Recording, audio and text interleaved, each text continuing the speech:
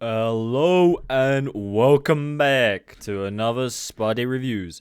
Today I'm doing the ARC-170 set 75402, piece count 492. Today I'm just taking a look, seeing what I like, how it builds, basically rating it on the Spud scale of 25. Some of the things that I'm going to go over are what I like, what I dislike, and some of the other sides, but the main Spud part is the affordability, playability, disability, swishability, fix. Also, here's the sticker sheet, just because I don't particularly like stickers. So, yeah, we also have a special guest today. She decides that she wanted to crash the recording. She was quite happy. She played around and she was enjoying herself. She was a bit sad that I didn't give her all the attention for this video, but you know, cats will be cats, I guess. As you see, she starts pestering me, but we love cats in these areas, so she's always getting involved. But anyone who says they don't like the new paper bags are liars, because my cat loves them, so that means everyone else should love them, which means I can carry on with the recording. So thanks, paper bags from Lego. On a serious note, I do think they're an amazing addition to them, and I'm not really bothered, so I guess that's a win, and a double win. But this is the first look at the first thing, which is just a normal bog standard clone pilot. Really like, helmet's nice. The R7 unit, very nice as well. Prints are great.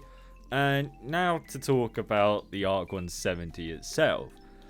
Personally, I think the price is a little steep, especially seems a little smaller than the previous years we've had.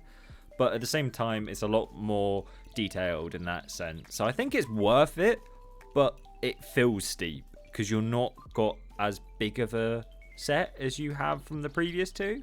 But it makes sense because the piece count's gone up and the details got better.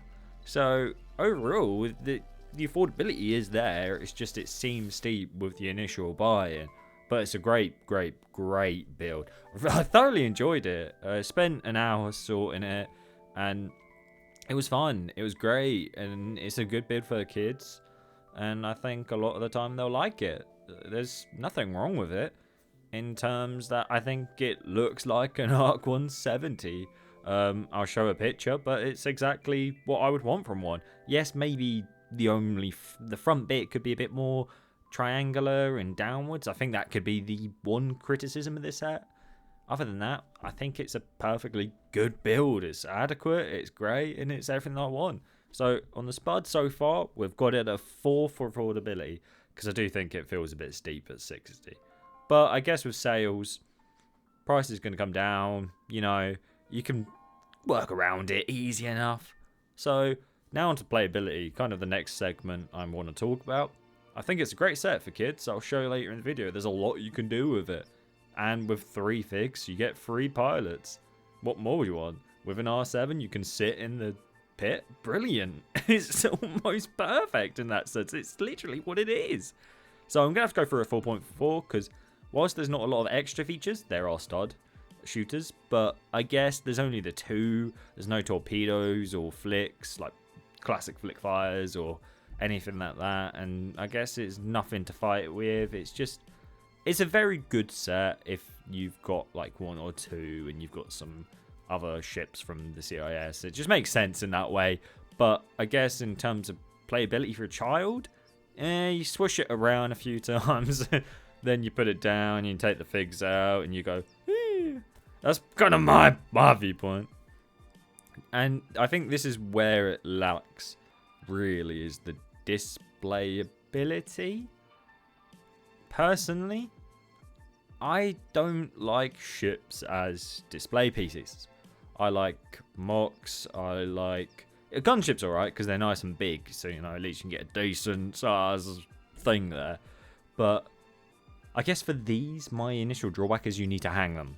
I like the fact that it's now minifig scale, so it can go on mocks, and it is good in that displayability, which is what boosters it, because it's now not so big, it's bulky and pushing out everywhere. But I do think that it makes it difficult to display as just a normal piece. It's not like a Rivendell or a Medieval Blacksmith or the Lionsgate Castle, which, yes, takes up a lot of space, but it's built outwards, so it's nice to look at. Whereas this is kind of like, how do you store it? How do you put it? How do you place it? And that's my biggest criticism of sets like this when it comes to, they look great, but I'm not going to hang it from my ceiling.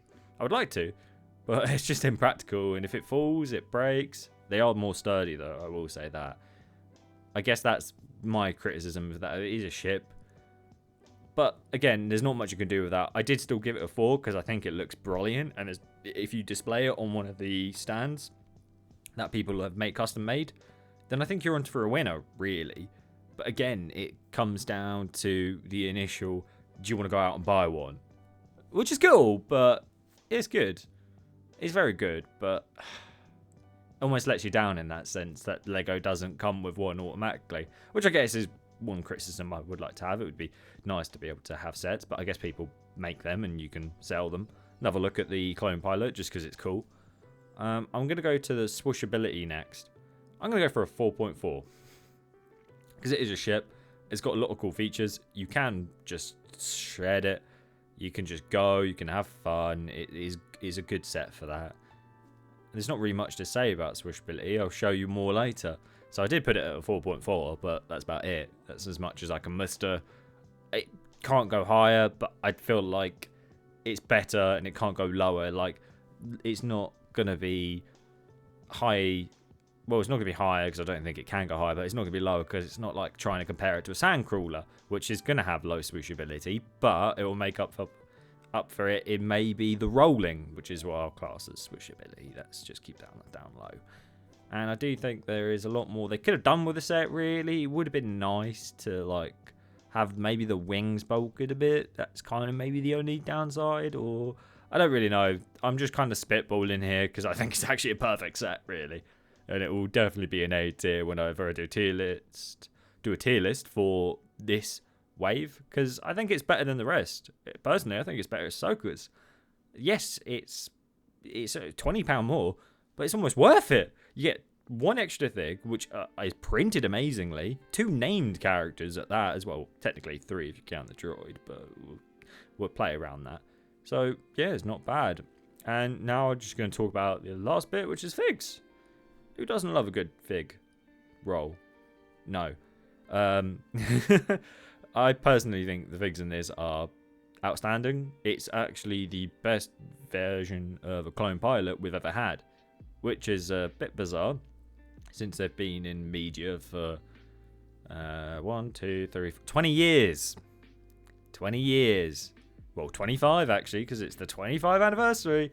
So, yeah, it's nice to actually get a live action one, because I know there's going to be people saying, oh, you got Clone Pilots. Yeah, oh, yeah, we did, but they were awful, and they ain't got fins, and yeah, just inaccurate little morons and melons, you know, just keep them away. You can't put a guard ship in it, and compared to what Lego think is a actual Lego pilot. I see you, Commandos. But that's the thing, is it's nice to actually get that that proper recommendation and the proper props it deserves, really. It's nice to see it. So, and look, you can put it in and it looks amazing.